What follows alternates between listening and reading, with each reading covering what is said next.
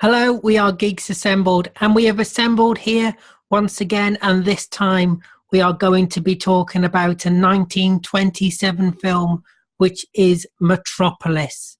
And at first, we are going to go to our very own Brian to see what his thoughts on this film was. So go ahead, Brian, give us your thoughts on Metropolis. Me? Yep.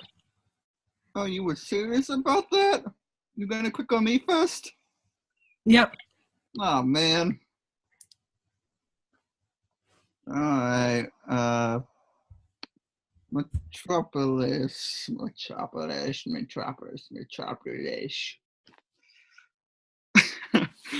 Well, Metropolis, I enjoyed it. I thought it was good. And what one hell of a movie that one hell of a movie that they came up with. It was a very unique and different movie that they made at the time, and I enjoyed it and liked it. Thank you for that, Brian. Now let's go over to Germany with Beef Dad. What do you make of this film, Beef Dad? Metropolis has always been one of my favourite films. It was originally made in 1927, but they lost most of it until they found a 16mm copy in Argentina. I think it was Buenos Aires. They actually found it, remastered it. Two German television companies got together, ARD and ZDF, and reconstructed it, and they did a brilliant job of it. Also, sort of in the meantime, there'd been a version by with a soundtrack by Giorgio Moroder, with songs that a lot of people know now. It was, and of course, it was used for the Queen, for one of the Queen part. A section was used for one of the Queen videos. The cast were amazing. Brigitte Helm playing Maria, and the Robotrix, as she's called in Europe and America. Yeah, the robot girl, she was just brilliant in both parts. I loved her as the robot girl because she goes completely mental, and she just really goes for it. Rotwang, played by Rudolf Kleinroge, great, sinister, weird, and a villain. But he goes balmy at the end. There's a lot of that around in this. I liked Heinrich George, who played Grot, who was the basically he was the senior member of the working crew downstairs who looked after the machine called the Heart, which is what kept. It was the heart of Metropolis, basically. So when they destroyed the Heart, because the workers' city is way below ground, the workers' city flooded, and Maria and Freda and the mate, they rescue all the children, and that is just great. I really enjoyed it.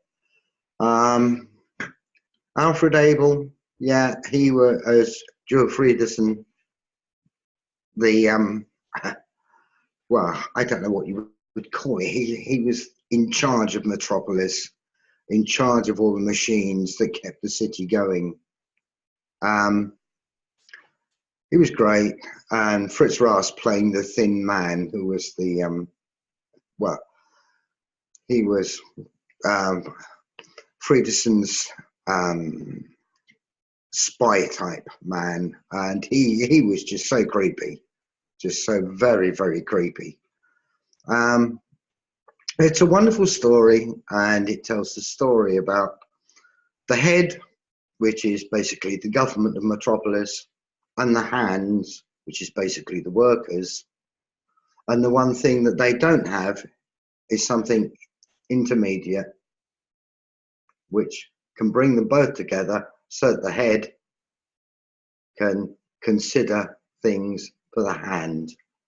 That, of course, is what Frida is. And it's a story that still works. It still works because there's still a lot of that going on. Head and hands. You just have to look at Amazon for that. Yeah, it's definitely still relevant to this day. Yeah, it's 100% definitely relevant. I love the name Rotwag as well. Let's go to Alex and Susan. What did you two make of this film? Because I know you watched the full length, didn't you? Which is like 3 hours. I think that's the longest version anyway. I'm not too sure. I'm not sure if it's the longest version, but it sure was a longer version than I'd ever seen before. And I have seen the one with Giorgio Moroder and Queen as a soundtrack back in the day, but yeah, you can tell them. You tell them, Alex. Anyway, I liked it. I think that Maria's an amazing character. I think that the robot was created to be really super sexy for a female robot, and she predated the whole C-3PO and all the other humaniform robot characters. Even the Cybermen. Yeah, she predated all of them, and she really did have a certain a beauty to her.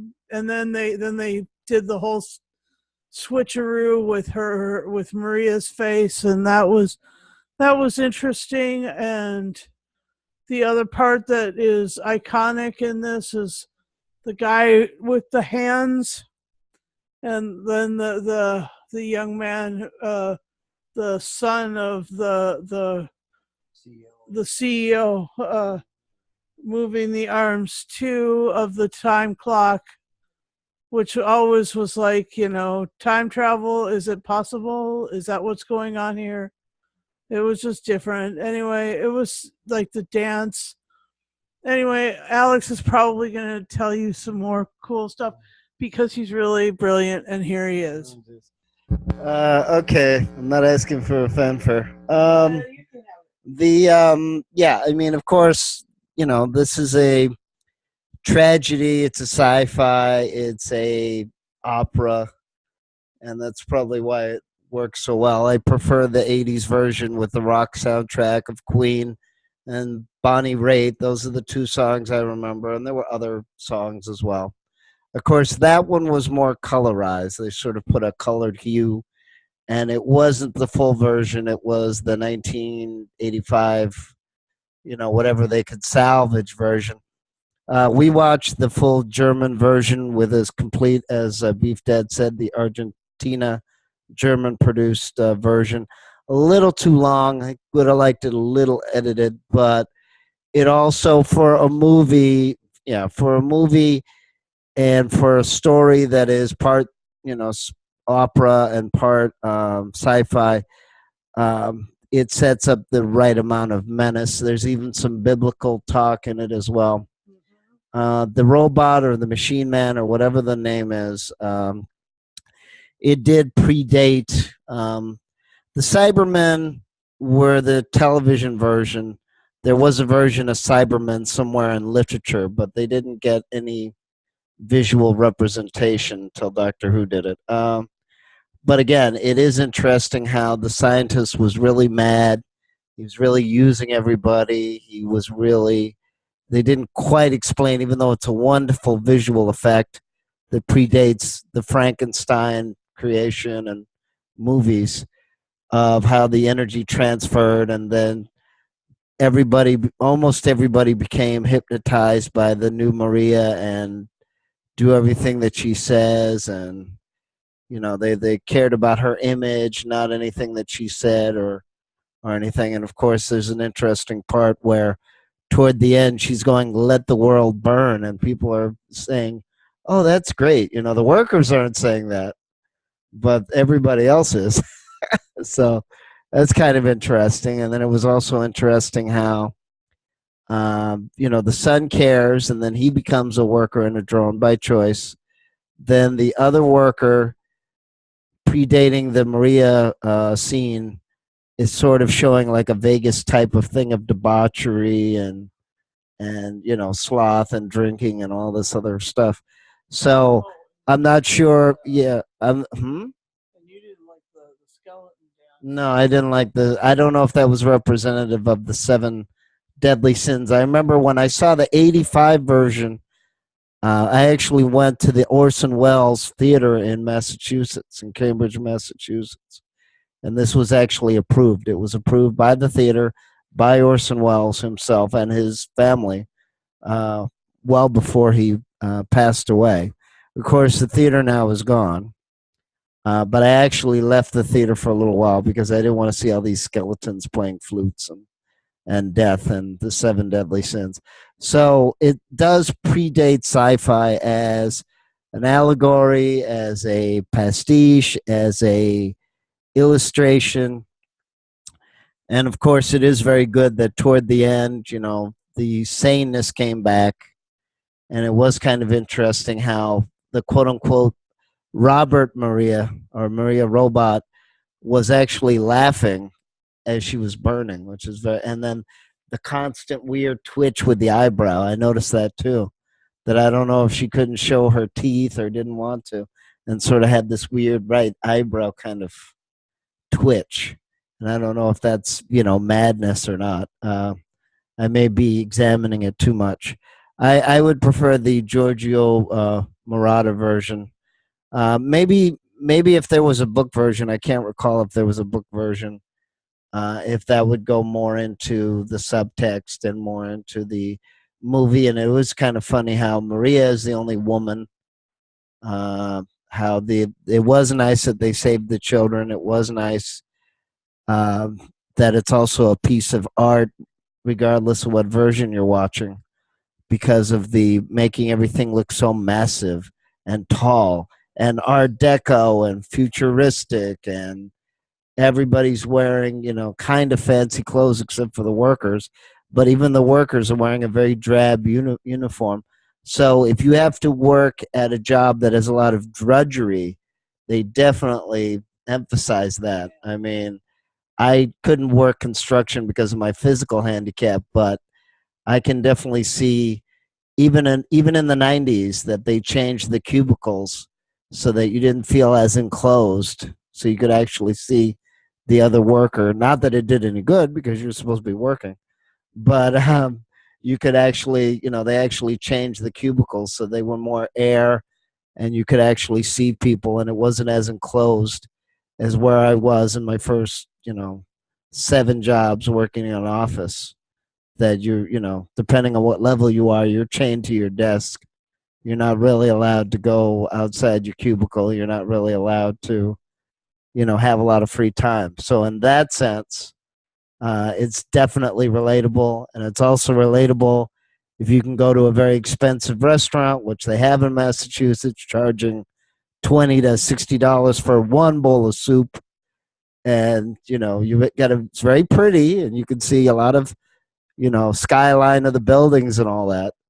But, it is relatable in that sense, that you can definitely see the two extremes. And And like I said, the ending, as Beef Dad said, with the head and the hands, you have to have the heart, because obviously, unless you inherited everything, you have to work for it, and life doesn't come easy.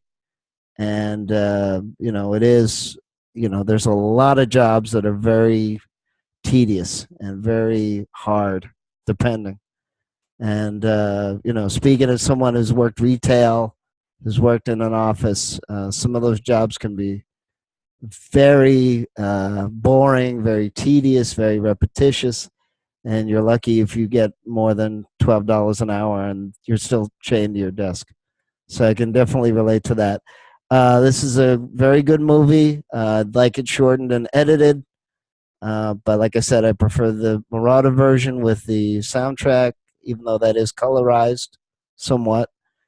And again, it's a great allegory, a great pastiche, one of the first ones. And it's definitely got a lot of elements to it, just like it should in any good sci-fi. And it's a very memorable story as well, which again, that's what good sci-fi and a good story is. Just a minute. Oh, it's still Saturday, we're all right. Let's go over to Stephen Price. Right, first time I seen this movie, I looked on YouTube and I seen 3 hours. I thought, no chance, I'm not watching a movie that long. So I went for the 1 hour, 23 minutes one. Yeah, I enjoyed it. As soon as it began, I was expecting Radio Gaga to start, but it never happened. Yeah, good story. Very well made for 1927, is it? And I could see where the Doctor Who had the idea of the Cyberman and all that. Brian has just PM'd me now. He said, is the main character still alive from the movie? What the hell, Brian? What are you playing at? Oh yeah, yeah. I just asked He's him. got to be 175 now, you idiot. Yeah, I was just messaging Steven just to ask him. But if anybody knows, is the main actor the main actor died in 1987.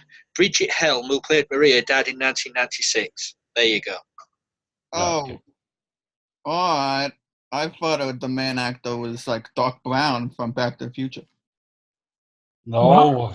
What? What? Brian, get out of here now. Somebody just watched the highlights.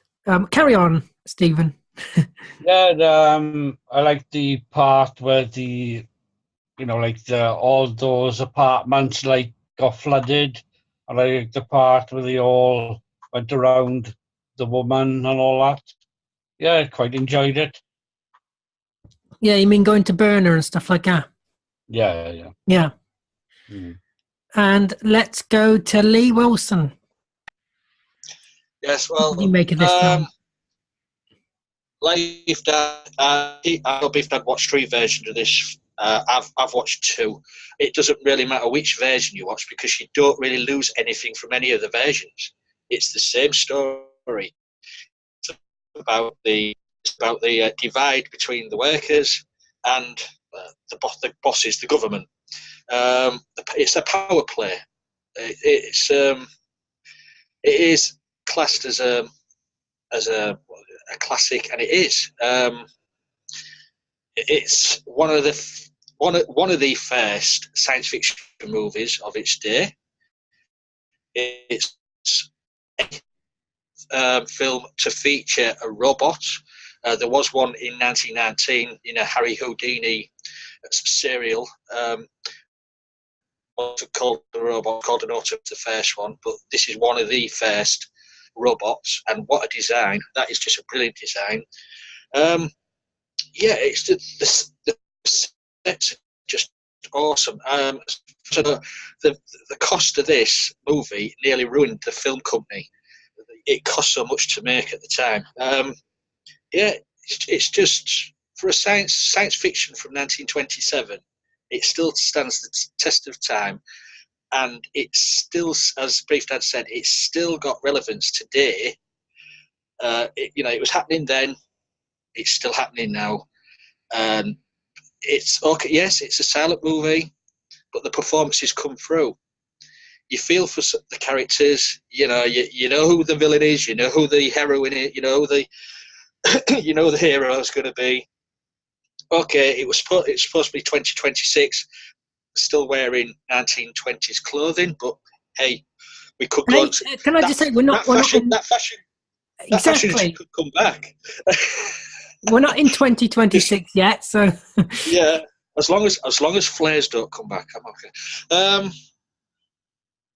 okay. Beef Dad's face palming. He's got some in his wardrobe. Yeah,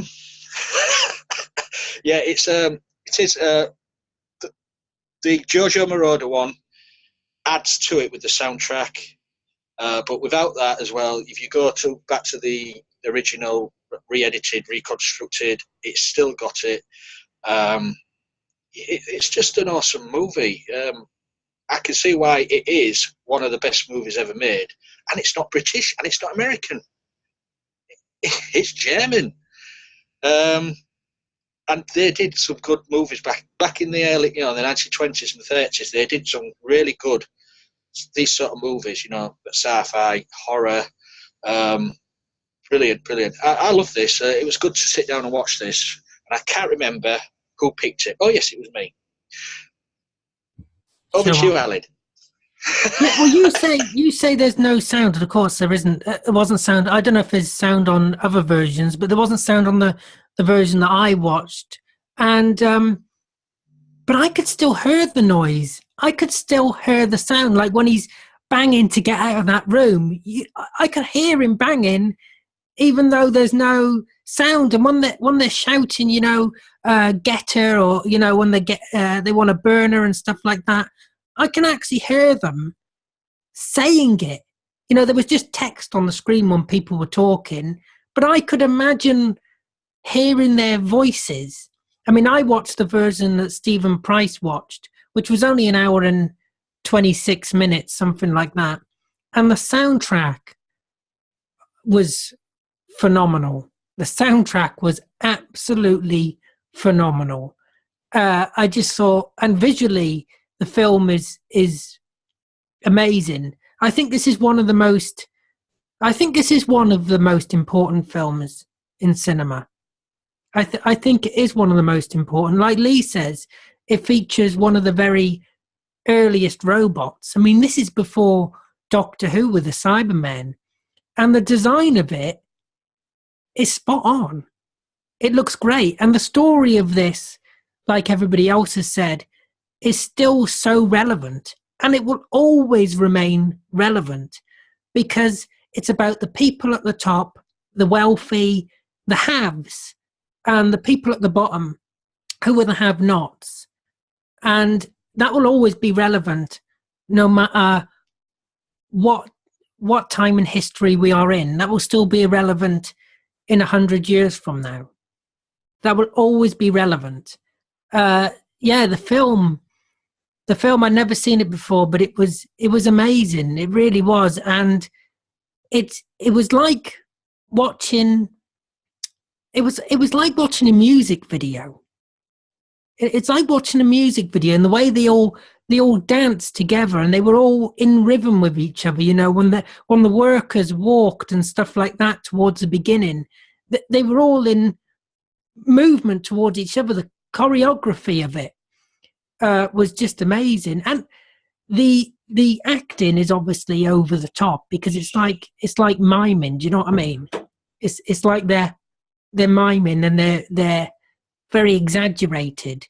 But yeah, I just think this is the reason why I do Geeks Assembled. This is the reason I'm part of this group, because I wouldn't have watched this otherwise. And it was absolutely brilliant. I absolutely loved it. I know what my score is already, but we're not going on to that yet.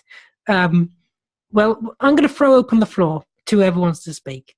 I'm going to throw open the floor. There is a book. It was written in 1925 by Thea von Harbu. That was the book, the original book, which is what gave them the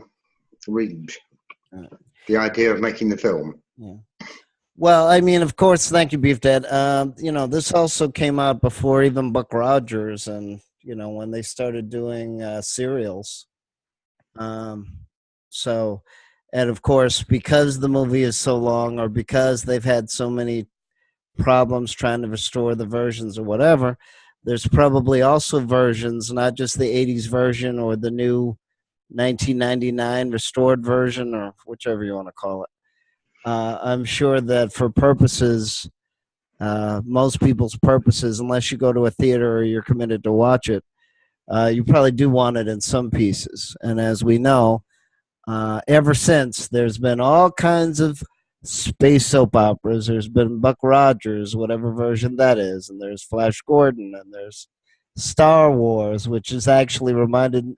I think Star Wars might have stole just 1%, with the scientist he admits in the movie that he gives his hand for the robot and stuff like that. There's tons of science fiction, and as I said, depending on how it's written and how it's performed and how evocative it is, it can be very silly, which if you're in the mood for, that's fine. And if you're not, you can always watch a serious version. I mean, it is iconic. I remember being scared when I saw it in the movie theater, and I actually had to leave because I didn't want to see skeletons playing flutes and things like this. But I came back, of course. But I mean, I remember seeing it on TV, and they were talking a lot about it in the 80s. And I'm sure there's other science fiction movies that I can't remember at the moment that they've re-edited. They've had different versions of the Blade Runner and other things. I know Susan wants to say something. No, I was just. Oh, okay. Beef Dad wasn't done. Oh, I'm sorry. I didn't mean to interrupt Beef Dad. I'm sorry. I'm sorry. I apologize. Let's go back to Beef Dad then. What? Oh, Susan says you weren't finished with what you were saying. No, I was just going to say there was a couple of bits that I really enjoyed. The dance of the robot basically it's a whorehouse. Yeah. And the dance of the robot in that was just absolutely extraordinary. And when you consider how long ago it was, there was, should we say, there was minimal breast coverage for her. It was just a couple of glittery things. Plasters. Just covering the nipples, but the rest was completely exposed. Extraordinary for that period. Then, of course, the burning of the robot was amazing. Yeah. And I really did enjoy the fight between Rock Wang and Freda. That was just so good. When they're up on the roof of the cathedral, that was just absolutely brilliant. Loved it. It reminded me, oddly enough, a little bit of The Hunchback of Notre Dame. Yep, reminded me of the same thing. And it was pretty good. But yeah, there was another guy in it, Theodore Luce, played Josephat, who was Freda's friend. And he was great. And he helped Freda and Maria rescue all the children from the flood. That whole bit, getting those kids out of there, God knows how many children there were there. It was hundreds. And it's not a case of CG kids. They were real. They didn't have CG then. Although when you saw a crowd of people, that was a real crowd of people. and they had all those children climbing up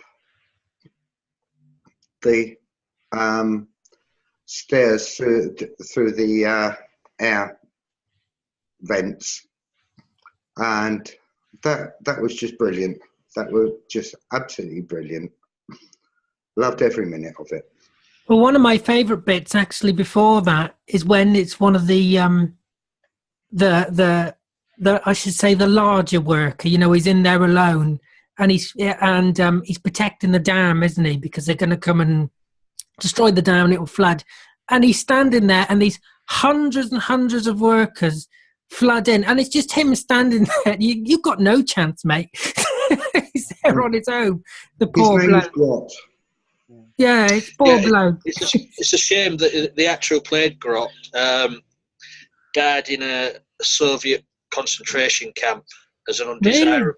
Really? Oh, yeah. You know, about 1946, I think it was. Wow.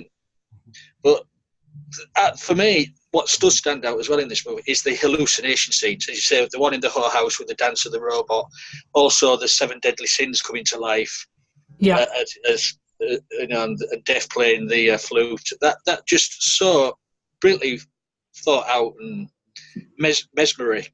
But Bridget Helm, who played Maria, I don't know if Beef Dad knew this, but I don't know if you knew this, but she was in line to play the Bride of Frankenstein. But she gave up acting because she disagreed with all the Nazi propaganda, what was coming into the movies at the time. So she retired from acting. She was against it all. That's interesting. The thing that was really remarkable to me was the visual representation of the city above and the city below. The city below was like caves of steel, and by Isaac Asimov, and the city above was so much like Stranger in a Strange Land. All these ethereal heights and people trying to, like, you know, live out their fantasy, and it's all about like how you know and who you know and stuff like that. It was, I mean, and the monorails and the railroads and you know, the only thing that was missing from, you know, modern science fiction would have been flying cars, because there really weren't a lot of automobiles back then. There were trains, but there weren't automobiles. It was phenomenal. I really love that visualization. Well, the only thing they seemed to have in common, everybody, was the children. And again, that was interesting as well, that I don't know how many visual effects they used. I noticed they had that with the doors and the buildings and the windows and as the monorail and all that. In the Queen video, they did use sort of a flying car, but I'm not sure how much that was in the movie. No, in the video, the Queen did have a flying car. Okay, I said I'm not sure. That's fine. Okay, well, it's an opinion anyway. You know, it doesn't have to be 300% right. No, that's fine. Yeah, no, it's, you know, again, that's any genre will eventually imitate itself, and it just depends on the writer or the production company, if it's a movie or whichever. That, you know, again, Blade Runner has slight similarities to this in a way, just updated in terms of, you know, the billboards and the way the city was, and the replicants are almost human, or even stronger than humans in some ways. So yeah, they'll play on a theme, regardless of what the genre is. Of course, it's always fun when you find the original source, you know, and then see how many. If you're really interested in pop culture, you can take a look and see how many things are similar or have the similar theme. And of course, sadly, now we're just ripping off what we just ripped off. So there's almost nothing inspirational or interesting now. They sort of just redo it, and it's the same name, and it's really sad. Whereas from the 1800s to 1980, there was actually a lot of originality, and they actually admitted when they were ripping it off in many cases.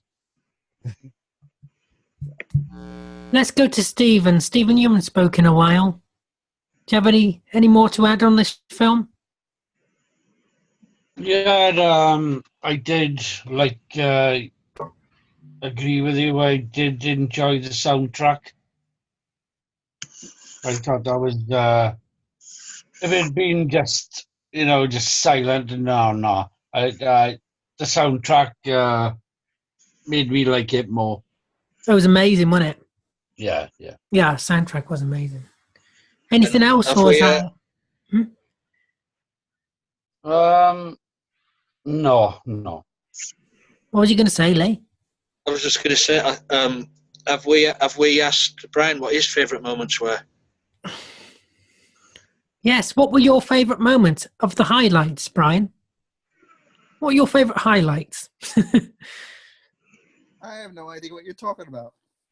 No, you've no idea what the film was about, do you, Brian? Well, there's nothing new there, is there? Brian, the film was only the version I watched was only like an hour and 27 minutes. You could have watched that version. I thought it was 3 hours. No, you didn't. Oh, Okay. I like to also add the sets were amazing as well. Oh no, the sets were good, and how they did the flooding as well. I mean, that was like Titanic.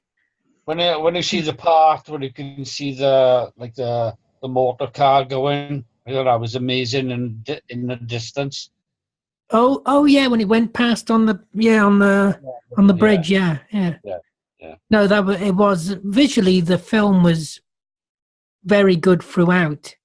Yeah. When they're all pulling at that machine and it's blowing up, and then that and also, and the hallucinations of the workers being fed to the machine. Brilliant. That's what I mean. Yeah, being fed to the machine, through the mouth, and then there's that. It's visually stunning. Visually stunning. Yeah, no, the whole thing was visually brilliant. But did you have any favourite moments, Brian? Favorite moments. Let's see. I think favorite moments is when I think my first favorite moment would probably have to be when you first see the robot, like when you first see the robot in action, like, because just the way that they set it up and the way that the designing of the robot actually looks and everything, it looked absolutely amazing, because it just way, because I would never expect that the way that to see something like that from the movie, because from the times that it came out, I just wouldn't expect it. So, and guess my second favorite moment would probably be for when the workers start to go up against the head guy. What's the head guy's name again? Rock. Well, yes, when they go up against him and everything, because I thought that was like a pretty cool moment within the film. So, and I thought it was kind of hilarious that the woman that started the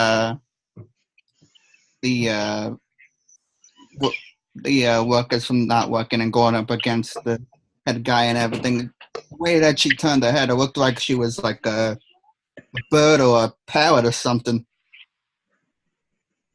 So Hey, what? it looked like the way that she was turning her head all the time, it looked like she was like a freaking bird or something. That's because she was a robot. This is what happens when you only watch the highlights. Yes.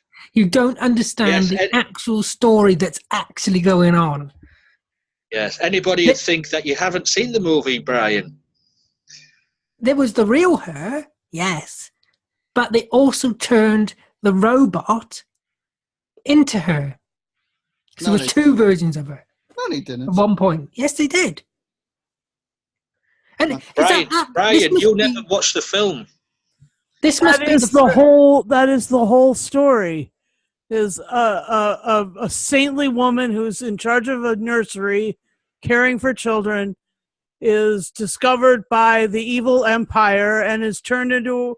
They take a robot and they superimpose her face on it, and then they send her out and say, "Hey, go be horny, go be Randy, go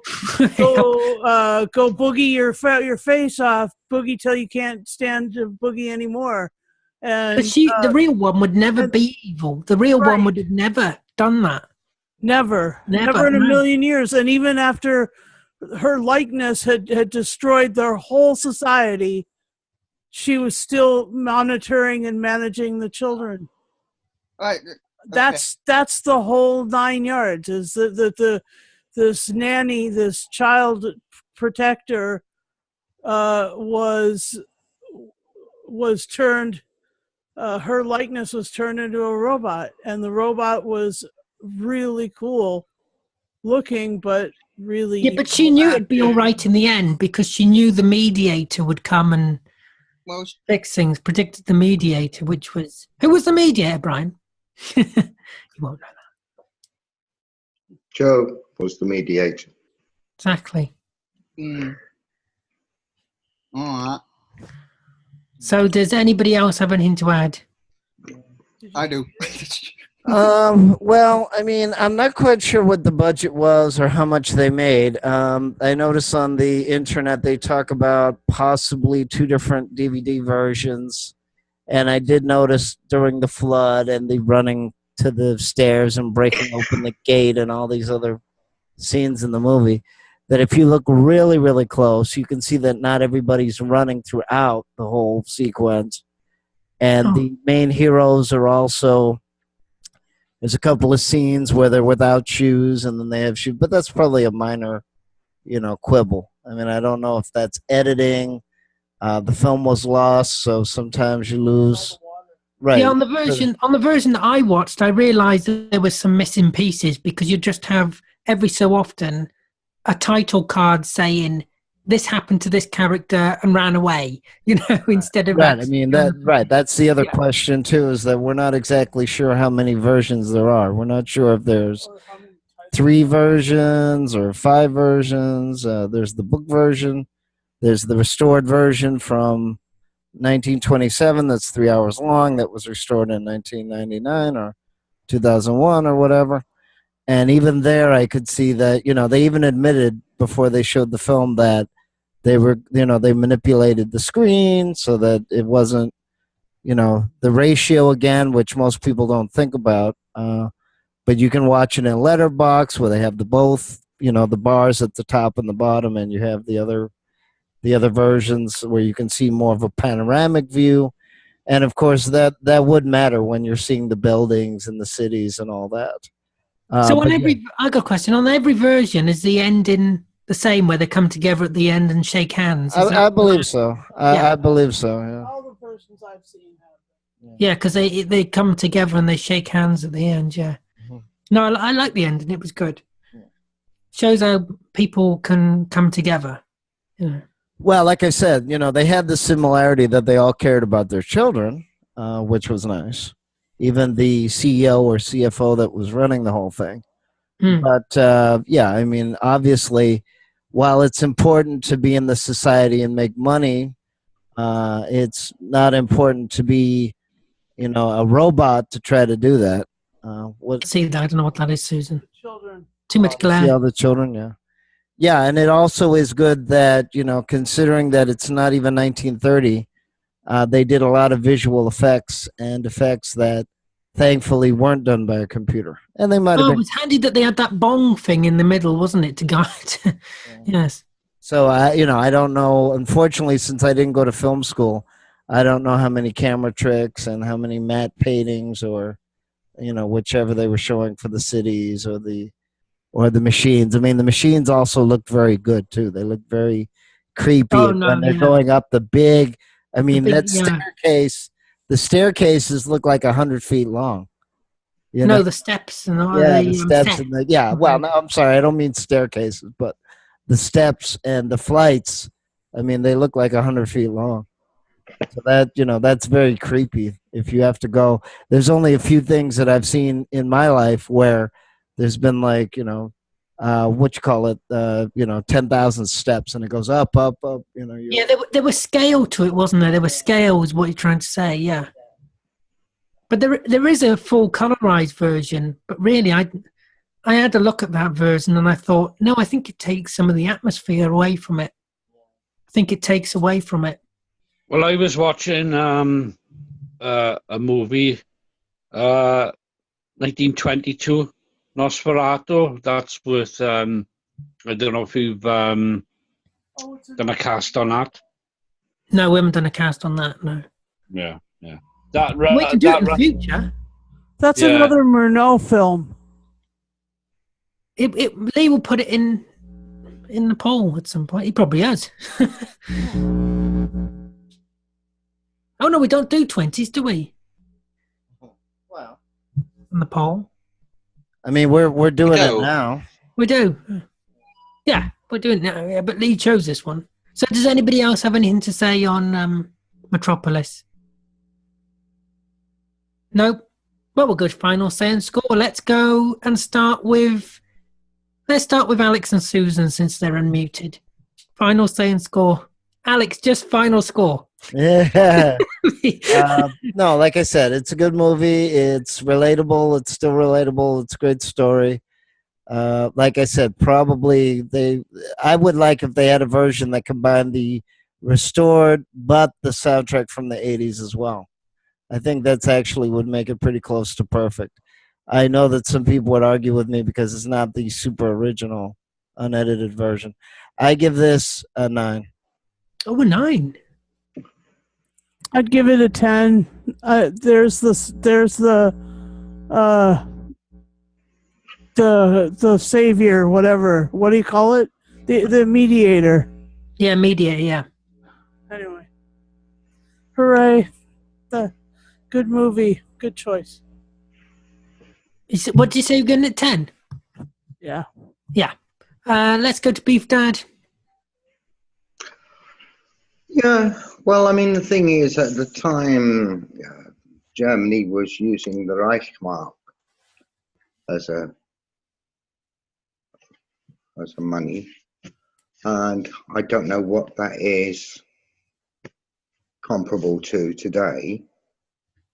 But I seem to remember the Reichsmark was worth more than £1, and it actually cost. And bear in mind, you're talking about 1927, 5.1 million Reichsmarks to make. So you're talking over 5 million quid to make. Don't know what that would be in dollars.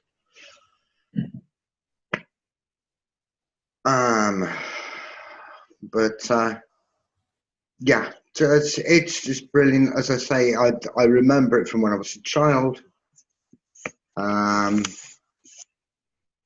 Watching sort of the shortened version that was available at the time in black and white on the television in sort of something like the 1950s, and it's always been in my mind. It's always stuck there. It's a brilliant film, and it's 10 out of 10. And let's go to Stephen Price.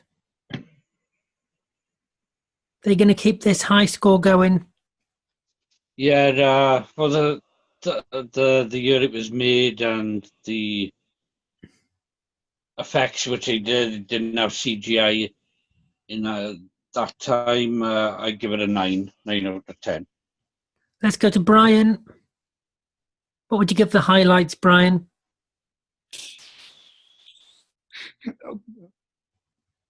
Highlights. Oh, I guess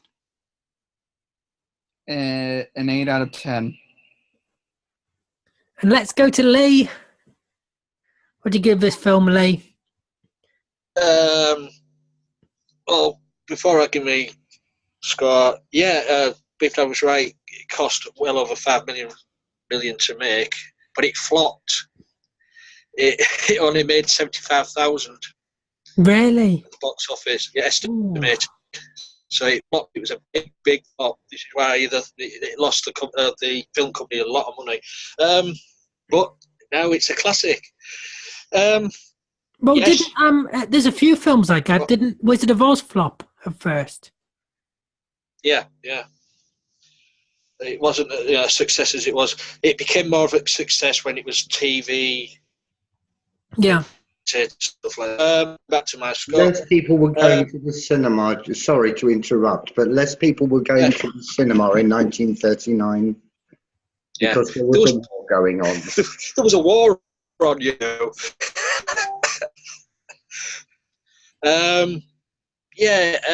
It's an iconic film. You can see why people regard it so highly now.